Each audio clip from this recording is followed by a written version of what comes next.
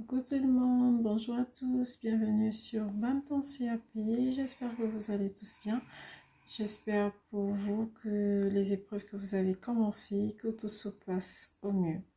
Franchement, félicitations pour ceux-là qui ont commencé et qui m'ont envoyé de gentils commentaires. Vraiment, ça m'a vraiment fait plaisir de savoir que, sans se connaître, j'ai pu vous apporter un plus. Franchement, merci, merci, merci. Alors, si c'est la première fois que tu tombes sur cette chaîne, et franchement qu'à la fin, ce contenu te plaît, n'oublie pas, abonne-toi, mets un pouce bleu, partage pour aider d'autres candidats qui sont certainement en train de chercher des informations sur Internet pour préparer au mieux leur examen. Pour toi qui es déjà abonné, merci, franchement, merci pour cette fidélité.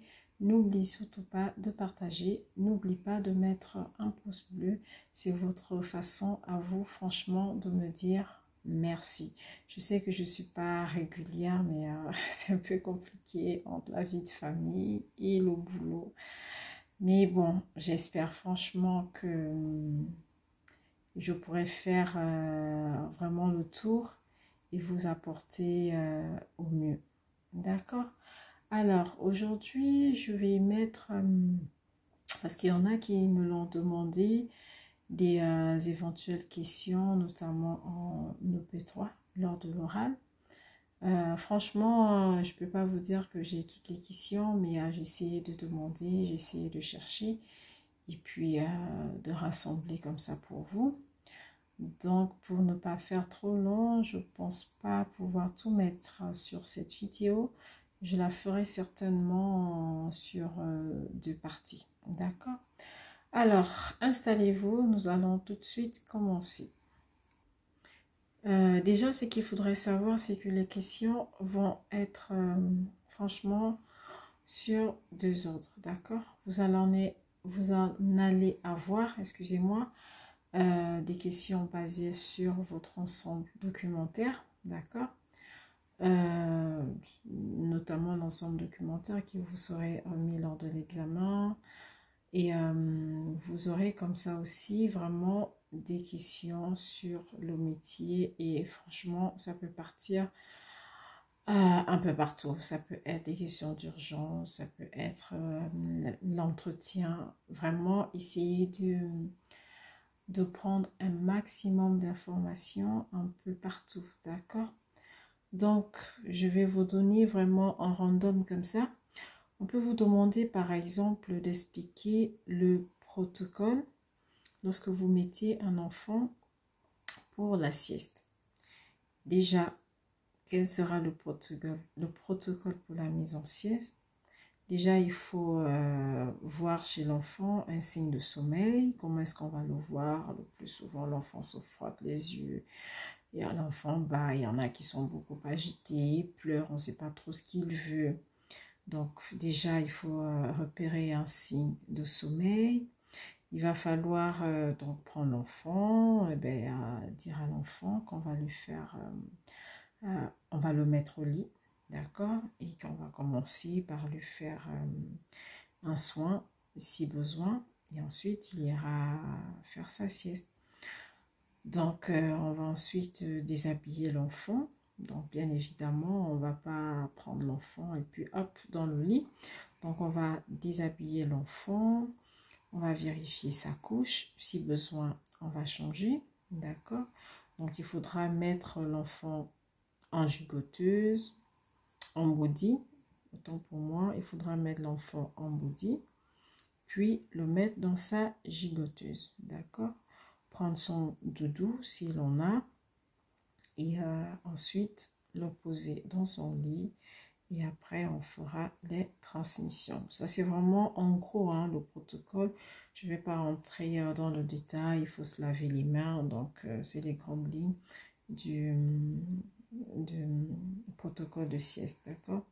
On pourra également aussi vous demander, lorsque vous organisez une chambre pour enfants, ben, qu'est-ce qu'il y a lieu de mettre dans une chambre d'enfant. Déjà, il faut savoir que dans les chambres d'enfants, en tout cas, vous pouvez le faire pour vous, hein, mais lorsqu'on se présente en tant que professionnel, d'accord, dans une chambre d'enfant, il faut bannir l'excès de jouets. Parce que ça va plus emmener l'enfant à vouloir descendre et venir jouer avec tout ce qu'il a comme jouet dans la pièce. Donc, tout ce dont on aura besoin, ce sera par exemple un tapis notamment qu'on peut passer en machine. Et sachez, les machines, il faut toujours les faire à 60, d'accord? Donc, on peut choisir un tapis en coton lavable à 60 en machine pour vraiment éliminer les acariens, d'accord? On peut choisir une petite veilleuse qui fait de la musique, des petites berceuses, pour ça, il n'y a pas de souci. On peut également mettre pourquoi pas une chaise à bascule. Si on a un petit rituel, peut-être qu'on fait des petites berceuses à l'enfant avant de le coucher.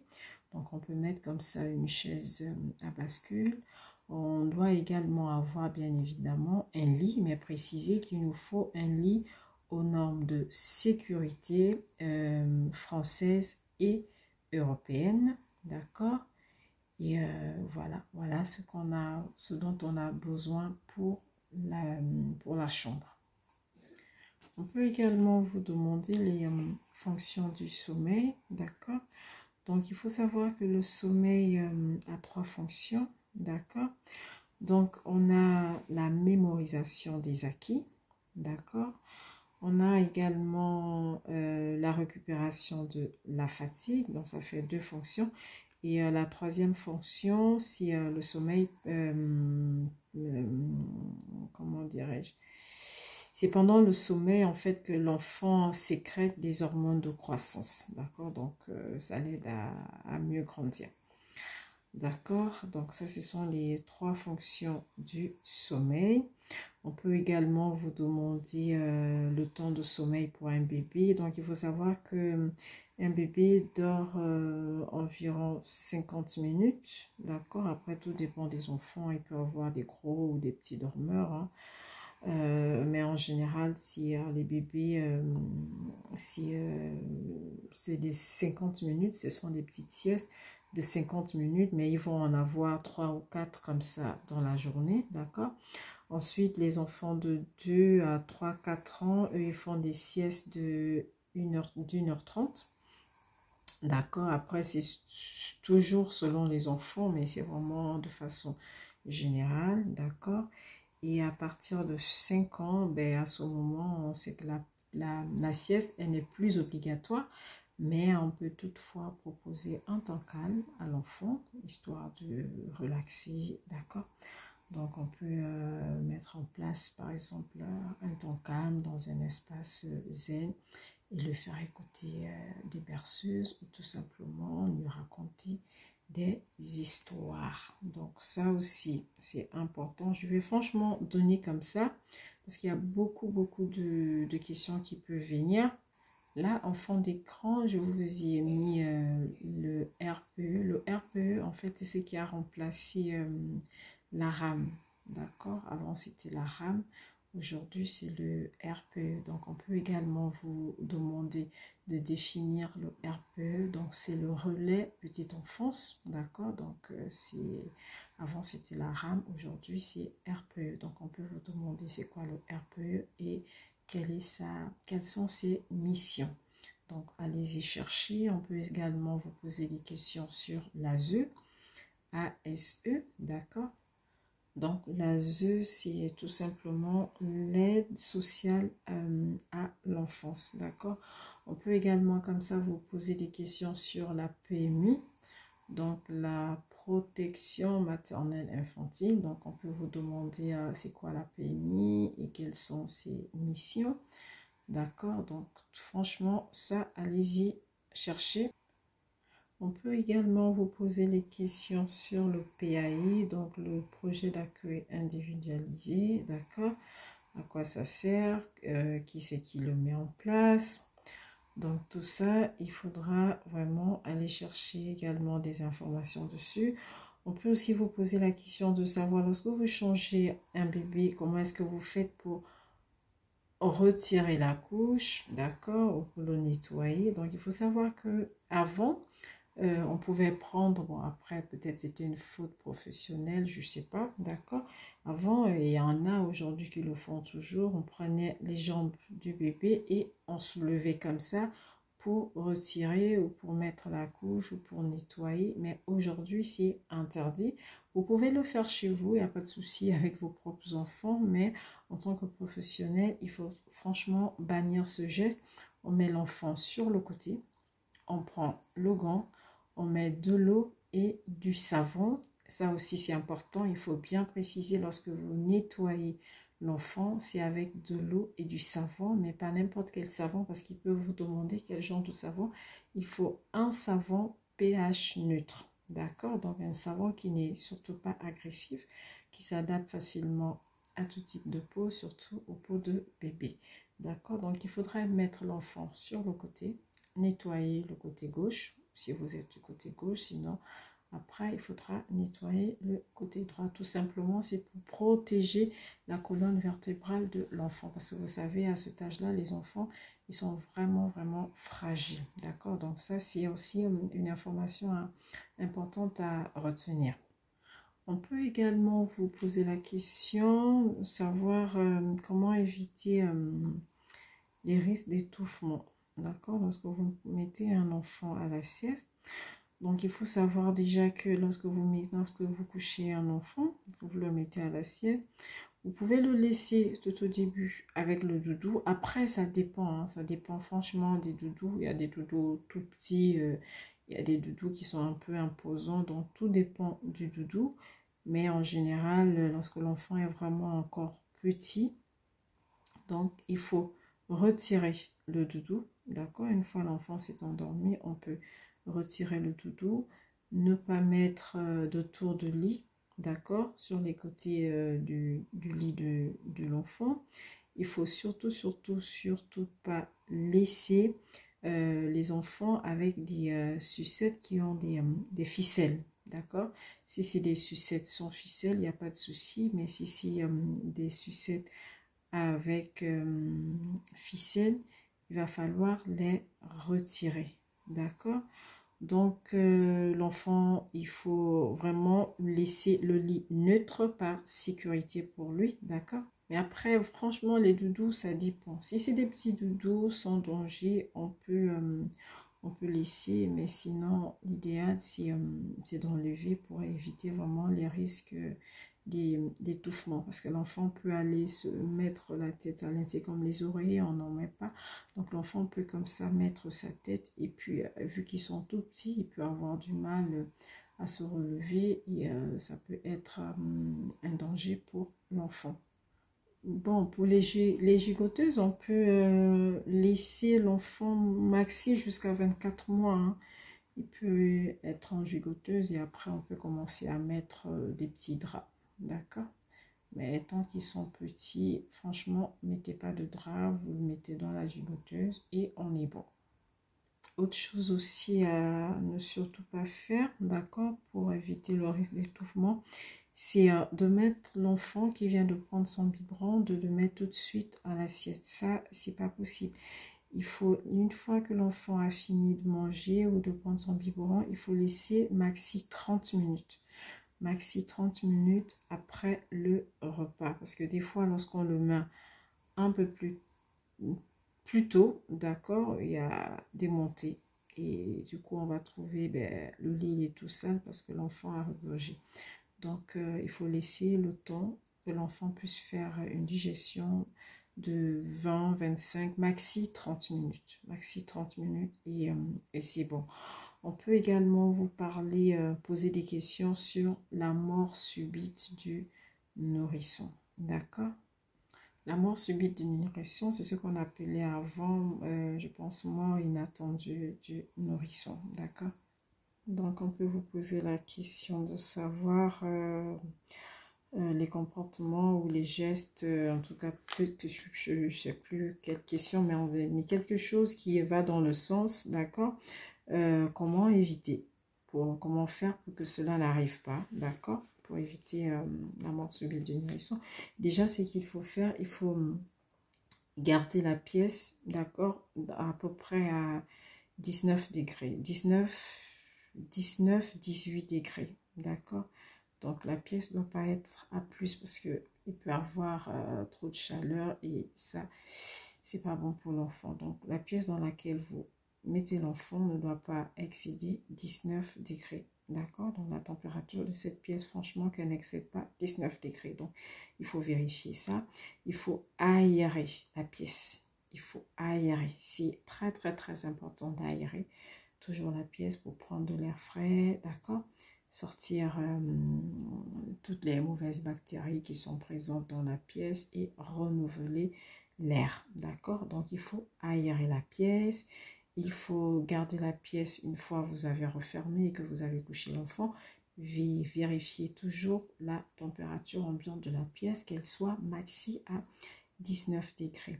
Il faut aussi laisser l'enfant dans la pénombre. Il ne faut pas tout fermer. Il ne faudrait vraiment pas laisser l'enfant dans l'obscurité totale parce que vous n'aurez pas la possibilité de voir s'il y a quelque chose qui se passe, si l'enfant est pâle, s'il y a un souci, vous n'aurez pas la possibilité de vous en apercevoir. D'accord? Donc, laissez toujours la pièce sous la pénombre. D'accord? Donc, la chambre doit toujours rester comme ça. Autre chose aussi qui est très important, excusez-moi, il faudra toujours coucher l'enfant sur le dos. Jamais mettre l'enfant sur le côté parce qu'il peut basculer et se retrouver dans une mauvaise position. D'accord? Donc, lorsque vous couchez l'enfant, il faut toujours le mettre sur le dos pour éviter que l'enfant n'ait son nez face au matelas sur lequel il est allongé et là, risque d'étouffement qui va, on ne le souhaite pas, entraîner la mort subite du nourrisson. D'accord? Qu'est-ce qu'il y a aussi à savoir? La manière de coucher l'enfant dans le lit, par exemple. Et lorsque vous mettez l'enfant, comment est-ce que vous procédez? D'accord? Donc, toujours pour éviter qu'il ait des problèmes au niveau de sa colonne. D'accord? Donc, il faut toujours, quand vous le posez, il faut commencer par poser le siège. Une fois que vous avez posé le siège, vous avez mis le siège sur le lit, et bien, vous posez tout doucement la partie haute, donc la partie de la tête, pour vraiment protéger la colonne vertébrale de l'enfant. Donc, c'est dans cette ordre-là que vous le posez. Vous le posez dans le lit. D'accord? Je vais poser franchement les questions, je vais en parler un peu pêle-mêle, hein. Ça ne va pas être de façon structurée. On peut également vous poser une autre question, à savoir quels sont les numéros qu'on devrait connaître lorsqu'on a un appel d'urgence à passer. Donc on sait le 15, le SAMU, le 18, les pompiers. Le plus souvent, c'est le 15, d'accord? Et si vraiment il y a quelque chose de grave, il faut toujours commencer par appeler les SAMU avant de prévenir les parents. D'accord? Si vraiment il y a quelque chose de très très grave qui est malheureusement arrivé à l'enfant, on appelle d'abord le SAMU et ensuite on appelle les parents. D'accord? On peut également aussi vous poser la question de savoir la durée de l'agrément de l'assistante maternelle. Donc, on sait que l'assistante maternelle, son agrément, elle a une durée de 5 ans, mais qui est renouvelable. D'accord? On peut vous poser aussi une question. Vous faites une sortie avec les enfants, vous décidez de prendre votre voiture. Quels sont les documents nécessaires? Hormis l'assurance, d'accord? Donc, vous devez avoir votre assurance professionnelle. Vous devez avoir des sièges auto qui sont aux normes. Mais ce qu'il faudrait aussi avoir, qui est très important, c'est l'autorisation signée des parents. Il faudrait que dès il faudrait vraiment que les parents, en fait, ils vous aient donné cet accord. Parce que si vous n'avez pas l'autorisation signée des parents qui vous permet comme ça de prendre des enfants et de sortir avec eux avec votre véhicule, franchement, vous pouvez avoir des sérieux problèmes. Donc, c'est important d'avoir cette autorisation. D'accord? Et en même temps, je fais une petite parenthèse dans les documents qu'on va vous remettre lors de l'examen. Franchement, prenez le temps de tout lire pour éviter de vous faire avoir. Parce qu'il se peut qu'à l'intérieur, que vous ayez une autorisation ou alors que vous n'en avez pas du tout et que si par malchance vous décidez de prendre les enfants pour sortir avec eux, avec votre véhicule, ben, ça va vous coûter des points parce que ben, vous n'avez pas l'autorisation de le faire. Il faut tout simplement organiser des sorties à pied ou sinon prendre des transports en commun. D'accord? Autre chose aussi, on peut vous demander de donner, lorsque vous composez un menu, d'accord, on peut vous demander le grammage, par exemple, en protéines. Donc, il faut savoir que pour des menus bien équilibrés, il va falloir toujours de l'eau à volonté, d'accord. Il vous faut à peu près 150 grammes de fruits pour un enfant. En féculents, l'enfant a besoin de 80 grammes. Et en protéines, c'est 20 grammes. D'accord? Protéines, c'est 20 grammes. Ça, c'est pour les enfants un peu à partir de 2 ans, je pense. Après, pour les tout petits, c'est pas la même chose parce qu'il y en a qui commencent la diversification alimentaire. Donc, vous n'allez pas déjà mettre des grosses quantités. Il faut commencer tout doucement. D'accord? Donc, ça peut être une question. Une autre question encore qui peut venir. Franchement, il y a beaucoup de questions. Beaucoup de questions. C'est vaste. Je ne saurais quoi vous dire. J'espère que ce que je donne comme information, franchement, ça va servir à quelque chose. J'espère. Voilà, une autre question aussi, je pense que cette question, je l'avais eue. C'est parlez-nous de votre organisation lors du change. En fait, ils veulent entendre un mot-clé, c'est que vous puissiez leur dire que vous installez un coin propre et un coin sale. C'est-à-dire, vous allez parler, vous allez prendre vous allez vous laver les mains avant, vous allez vous laver les mains après, vous allez faire la transmission, vous allez désinfecter comment dirais-je, là où on a changé l'enfant, vous allez mettre... Vous pouvez tout dire, mais ce qu'ils veulent entendre, ce qu'ils veulent vraiment entendre de vous, c'est de leur dire que vous allez faire un coin propre, un coin sale. Ça, c'est une question qui vient à 80%. Toujours l'organisation. Et la même question, vous allez la retrouver lors de la préparation des repas. Et là-bas, c'est de leur dire vraiment que vous allez mettre en place ce qu'on appelle la marche en avant. C'est automatique et il faut expliquer. Donc, lorsque vous mettez en place le coin propre, le coin sale, donc c'est clair, les vêtements propres, vous allez, après c'est à vous de voir, hein, vous pouvez les mettre à gauche, à droite, c'est selon votre organisation et avoir un endroit où vous allez mettre tout ce qui a été utilisé, tout ce qui non. Vous allez avoir par exemple la poubelle de couche qui sera, bon, pour moi je peux dire je vais le mettre à droite, c'est facile, je travaille et puis hop, je mets dans la poubelle. Vous pouvez peut-être poser un petit haricot à côté pour mettre peut-être des vêtements, je sais pas, des trucs sales que vous allez après mettre dans des petits sachets et mettre dans les casiers des enfants. Et de votre côté gauche, ben, vous allez avoir les vêtements propres de l'enfant, les couches propres et puis voilà. Mais franchement, ils aiment bien entendre que vous allez mettre en place un coin propre, un coin sale lors de l'organisation du change. Franchement, n'oubliez pas ça. Donc tout à l'heure, je vous disais que la même question peut plus ou moins venir comme ça lorsque vous préparez le repas. D'accord, on va vous demander comment est-ce que vous vous organisez et malgré que vous allez tout expliquer, hein, vous allez nettoyer, vous allez préparer ici, vous allez Mais le mot qu'ils veulent surtout entendre lors de la préparation des repas, il faudra bien leur dire que vous allez mettre en place la marche en avant. Franchement, ne l'oubliez pas parce que ça vient à 80%. Donc, la marche en avant, c'est quoi? C'est tout simplement une organisation de travail, en fait, qui consiste à avoir un coin sale et un coin propre afin d'éviter les contaminations croisées. Donc, je prends un exemple. Vous avez un couteau, vous allez couper comme ça, comment dirais-je, des carottes. C'est-à-dire, elles ont fini d'être épluchées et puis vous décidez de les mettre en rondelles.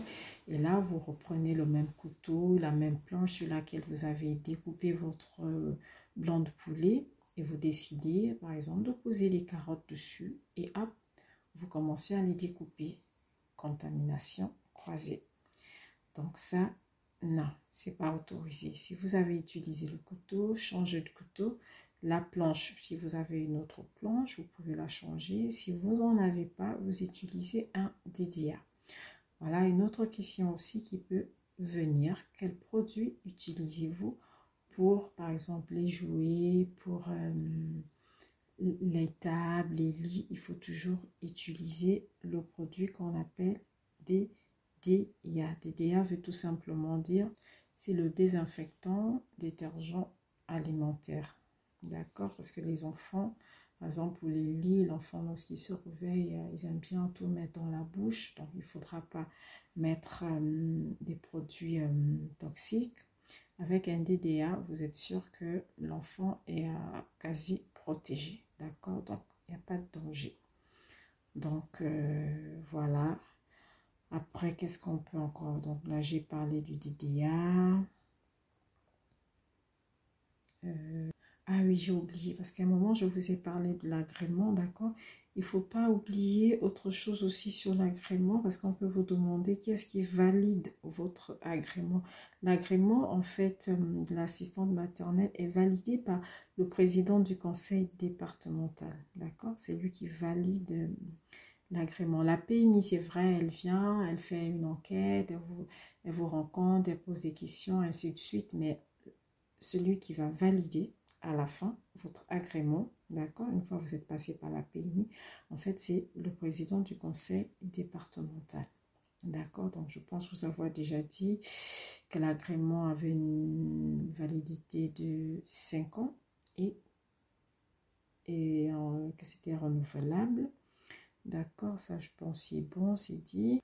Voilà, on peut également aussi vous poser la question de savoir si vous avez des mésententes, en tout cas des problèmes avec la famille de l'enfant accueilli. Vers qui allez-vous vous tourner? D'accord? Donc il faut savoir qu'il faut se tourner vers la PMI. Je ne suis pas trop rentrée dans la PMI, mais vous allez faire des recherches, vous allez voir l'émission, le rôle de la PMI. Donc ils sont là aussi pour orienter non seulement les professionnels, mais les enfants, les parents aussi. Donc vous pouvez aller vers la PMI et si vraiment le problème ne se résout pas, que c'est vraiment aller à un niveau où il faut passer par le tribunal et tout ça, c'est-à-dire que vraiment le problème est très grave, à ce moment là-bas, ce sont les prud'hommes qui vont s'en occuper. C'est la juridiction, je ne sais plus comment on appelle, en tout cas c'est les prud'hommes, d'accord? Donc allez-y chercher un peu, mais c'est les prud'hommes après qui peuvent vraiment résoudre ce problème. Là vous passez carrément au niveau du tribunal, donc là ça va être les prud'hommes. Après il y a quoi encore? Voilà, on peut vous poser une autre question, c'est sur les risques professionnels liés à la petite enfance. Ça aussi ça vient beaucoup. Donc les risques professionnels liés à la petite enfance. Donc vous avez le risque psychologique, d'accord? Donc il y a le stress, il y a les cris des enfants, il y a les parents qui sont exigeants, d'accord? Il y a les contraintes du métier qui sont aussi exigeantes.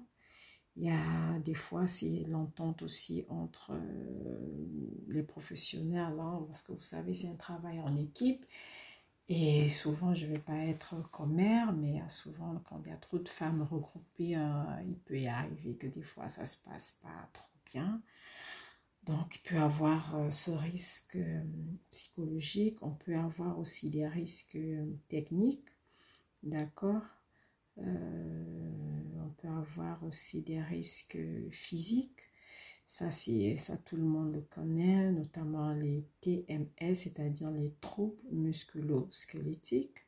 Ça, c'est les risques physiques. On a également les risques domestiques, d'accord? Donc, on a parlé à un moment donné de l'étouffement. Donc, l'enfant qui s'étouffe, par exemple, en mangeant, l'enfant qui se blesse parce qu'il jouait lors d'une sortie au parc. On a également les risques toxicologiques, d'accord? Ça, c'est lié aux produits d'entretien qu'on utilise dans le milieu.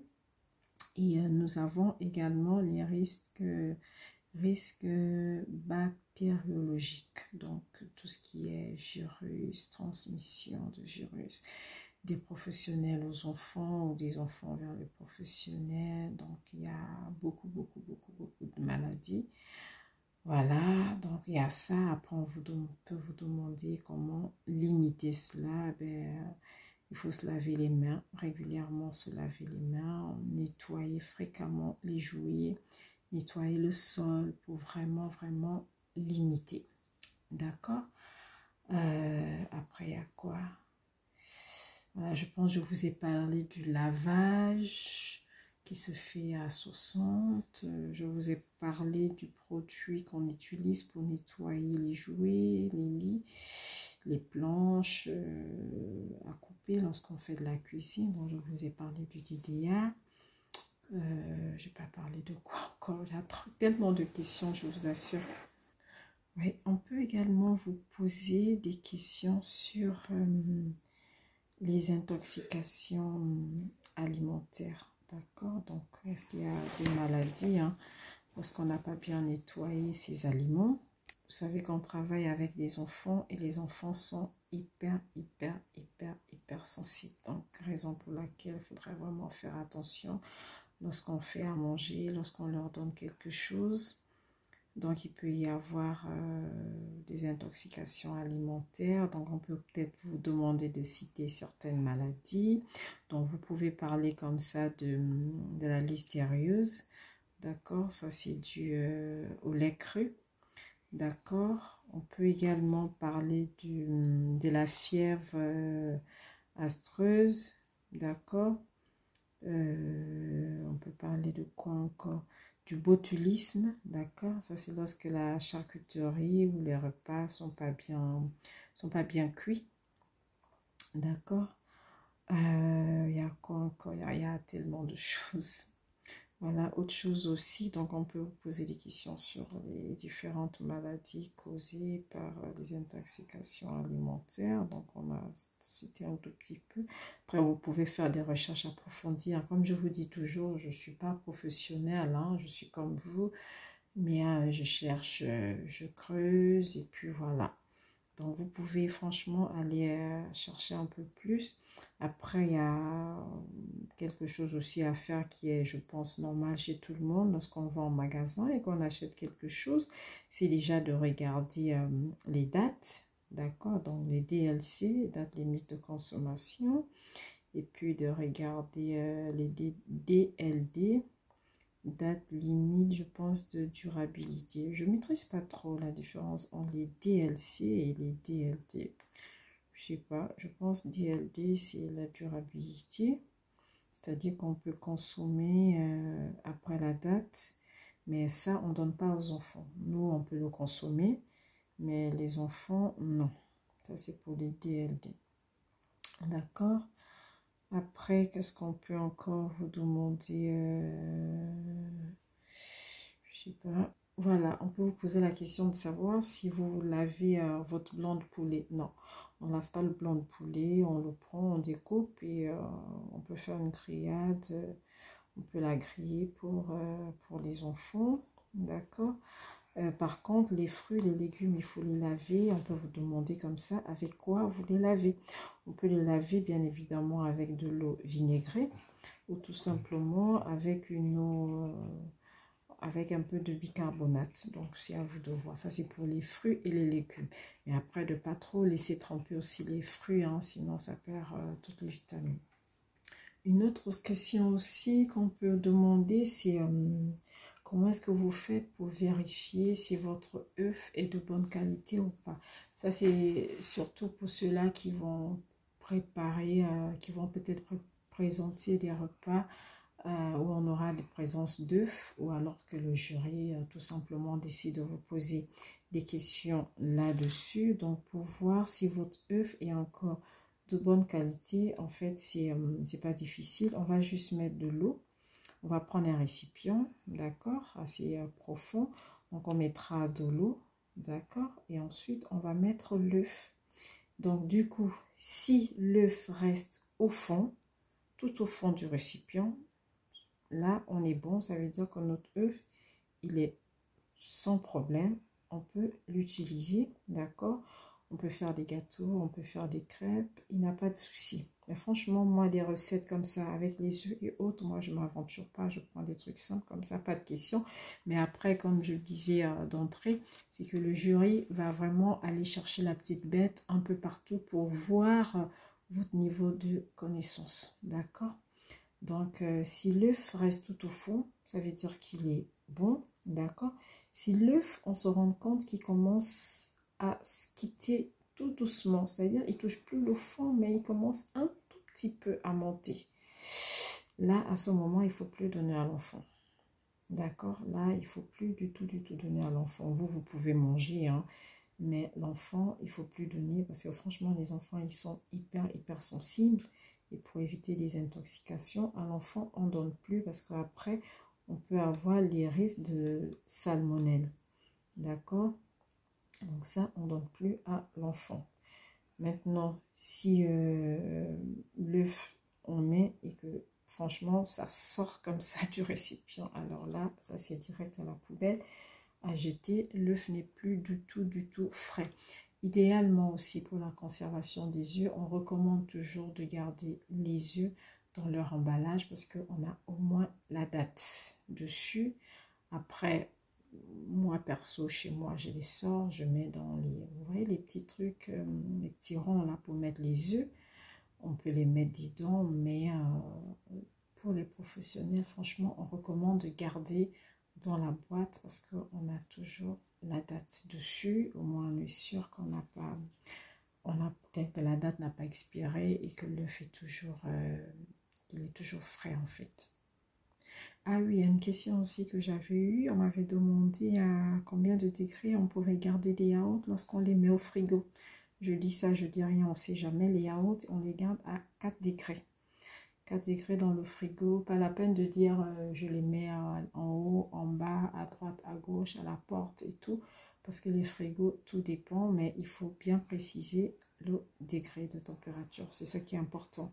Et, de dire je le mets à gauche ou je le mets à la porte, c'est pas le plus important parce que les frigos varient. D'accord? Donc les yaourts sont toujours gardés à 4 degrés.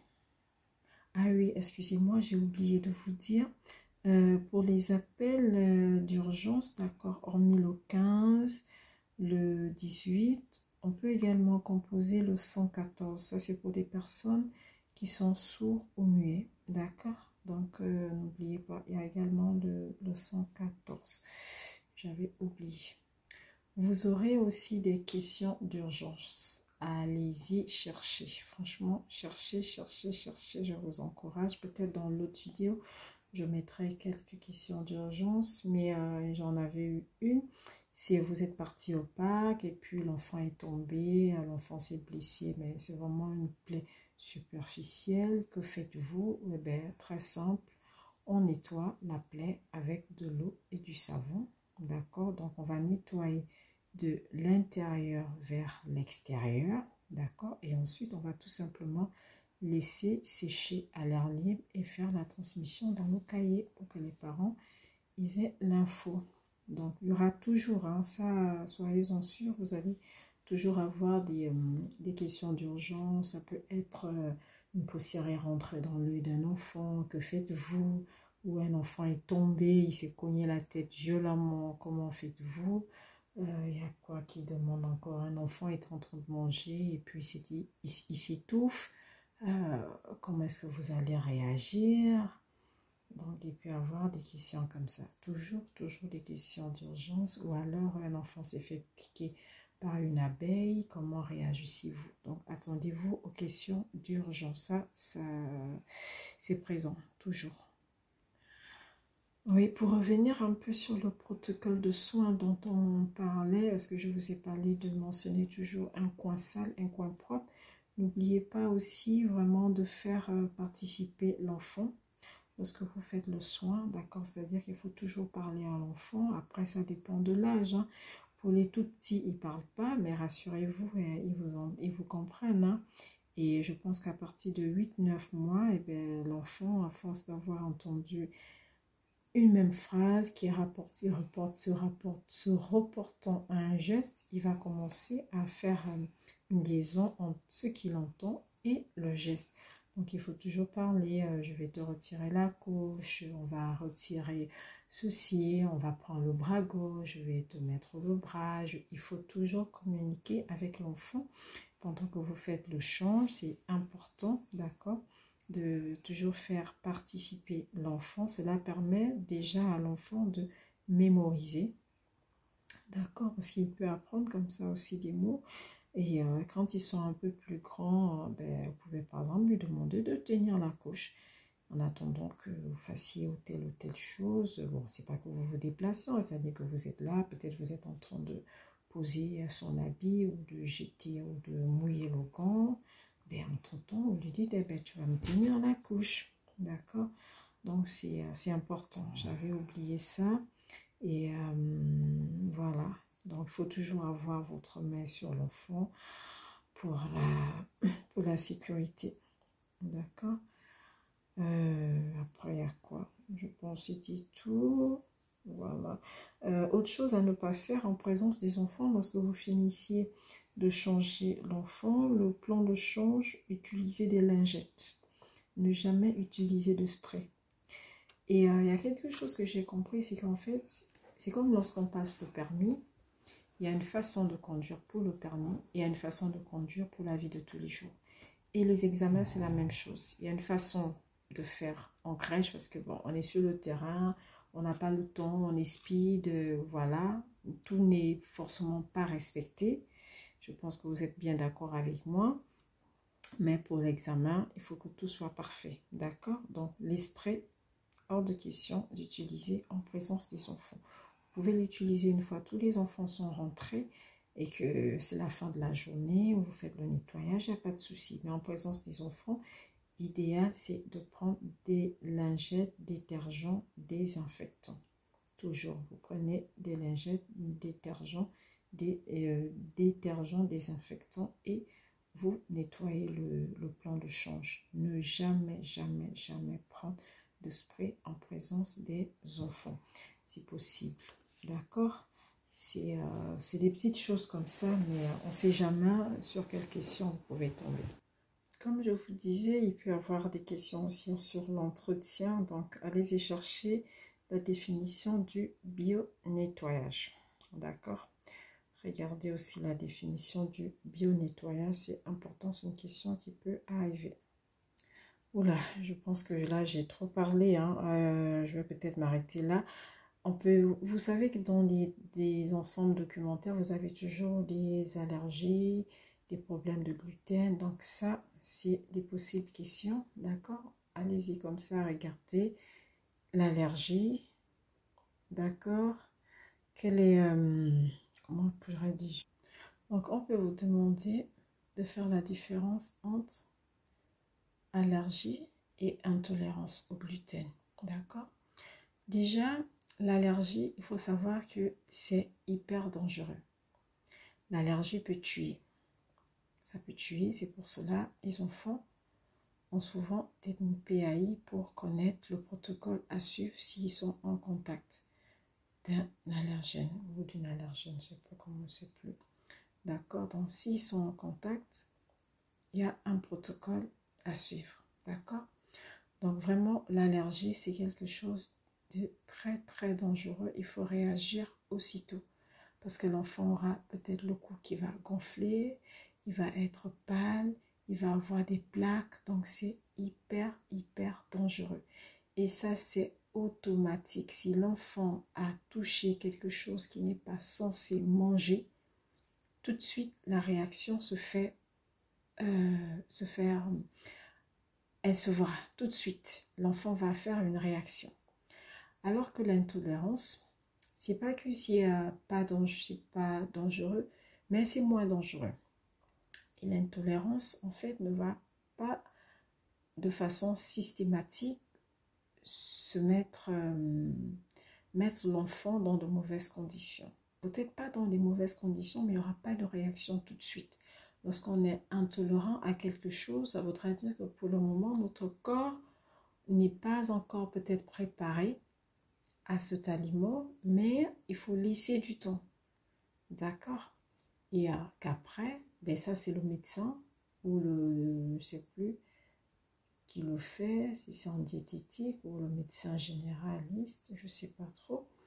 Donc l'un des deux, dans tous les cas, faites des recherches, d'accord? Donc l'intolérance, c'est moins dangereux et ce n'est pas de façon automatique que vous allez le voir. Vous pouvez manger, excusez, vous pouvez avoir mangé quelque chose aujourd'hui. C'est peut-être au bout de 2-3 jours que vous allez commencer à avoir des réactions. Et là, il va falloir réfléchir, savoir mais qu'est-ce qu'on a mangé il y a 1 ou 2 jours. D'accord? Donc ça, c'est l'intolérance. Mais l'intolérance, l'enfant peut aujourd'hui ne pas manger un aliment et peut-être dans 1 ou 2 ans, il peut tout doucement commencer à manger cet aliment en petite quantité et après, ce sera de façon normale. Ça veut dire on est intolérant. Mais ça ne met pas la vie de l'enfant en danger. Mais l'allergie, c'est hyper dangereux. Donc, c'est un peu la nuance entre allergie et intolérance. D'accord? Mais dans tous les cas, si on est allergique ou intolérant à quelque chose, il ne faut pas donner à l'enfant. Hein. Ça, c'est sûr et certain. Même si c'est moins dangereux, mais il ne faut pas donner comment dirais-je,